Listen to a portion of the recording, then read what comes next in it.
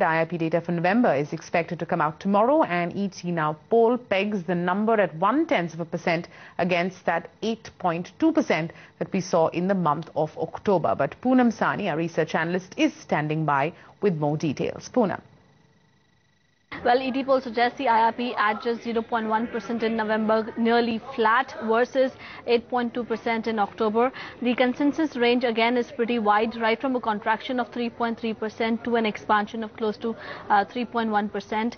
Do note that IIP would be impacted by two key elements, which is the base effect as well as that there was loss of working days because of Diwali in the month of November. Mining and manufacturing output would again remain weak. Capital goods output is likely to contract. Mining, manufacturing as well as capital goods would be impacted by a higher base.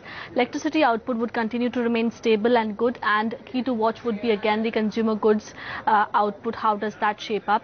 The lead indicator, which is the infra index, that came out just at 1.8% growth in November versus 6.6% in October.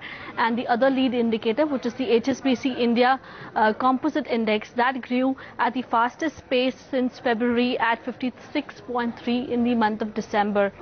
Lastly, in terms of the future outlook, IIP is likely to remain weak for the first quarter of 2013.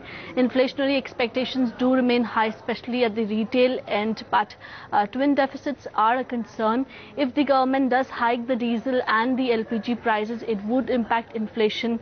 But meanwhile, from the RBI's monetary policy in January, expect a 25 to 50 bips cut in repo rate, but further on it will all depend on how RBI reads into the growth inflation dynamics in the country. Do keep a watch out for all these data points in the coming weeks.